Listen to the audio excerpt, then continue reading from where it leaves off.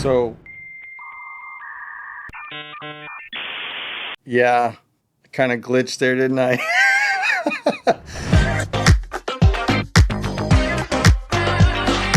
The outs are white everything, subway tile, especially white subway tile, high gloss paint on trim and cabinets, millennial gray, and too much farmhouse. Those are the outs. Which brings us what is either in or up and coming. First off is gonna be matte and satin paint finishes on trim, doors, and cabinets. That is a big deal. Second would be warmer overall color palettes, getting away from the cool. Third is intentional cabinet colors, which is a big deal. Large format tile is the next one, and I am so excited about that one because that's huge. This is my favorite out of all of the ins. It's texture. Texture over colors and patterns is gonna be what's kind of driving all of this in 2026. Yeah, for sure. I feel like we need texture at this point in our culture.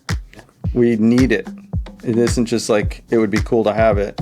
It's like we're so sick of sameness. We're so sick of modular. We want to see something that looks like it's got some depth and some character and some quality to it. So.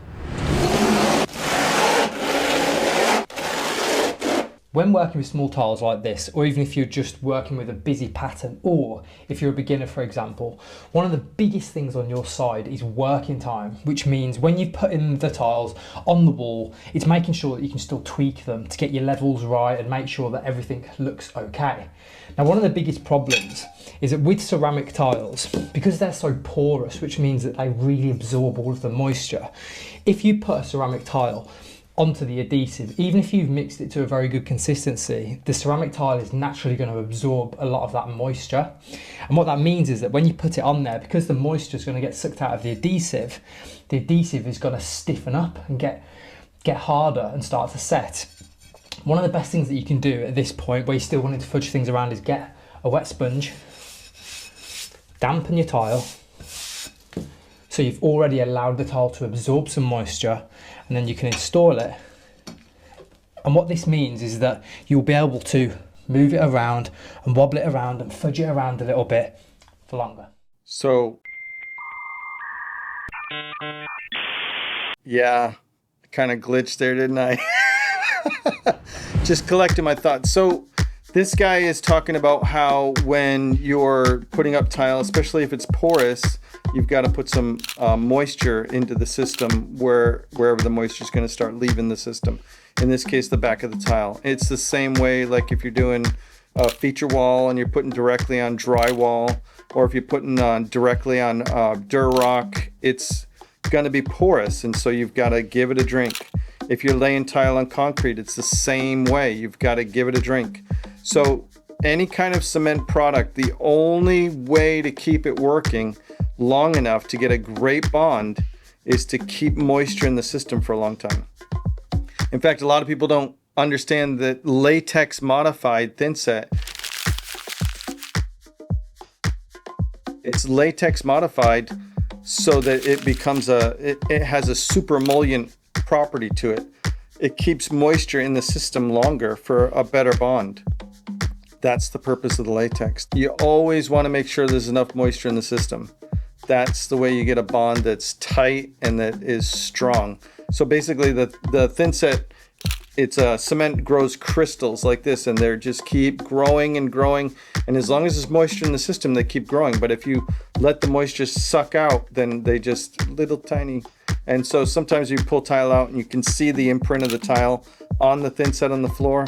That's kind of what happened there. And he said adhesive. The adhesive. And I can't say it like he said adhesive. The adhesive. Adhesive. The adhesive. It was perfect. So one more comment about that UK tile guy with the great accent. He was talking about the porous tile, and it made me think about this. One time we put some terracotta in. Terracotta is really soft, and I think they've changed the preferred method on it, but we used to soak the tiles. We'd actually take a mop bucket when we were putting terracotta tile in, and we would drop in 5 or 6 into a mop bucket, and then we'd pull those out and lay them to make sure they were completely saturated with moisture. So either way, you got to make sure it's wet. The more porous, the more wet. All right, You can be a great entrepreneur and you can be a great family man, but you can't be them both at the same time. Now, it sounds like a perfect excuse to just do one or the other. Like, one of my biggest goals is to be the best possible dad to my daughter, but I also at the same time want to be the best businessman. And the realization that I've come to recently is understanding that I can't be them both at the same time.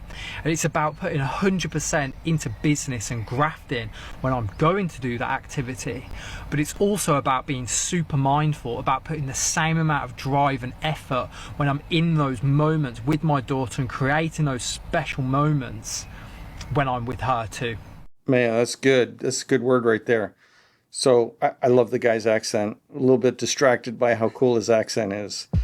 But man, that is so true. How many times do we find ourselves on vacation thinking about work, and we're at work thinking about vacation? Or in the same vein, we're at work thinking about the things that we want to do with our families at home. And when we're at home, we're too busy thinking about the things we should be doing at work. Where we should just be where we are rather than like being somewhere else. So if you like this kind of content, tile content where we're learning a little bit, then like, subscribe, share with your friends. Love us. Keep watching us. Thank you.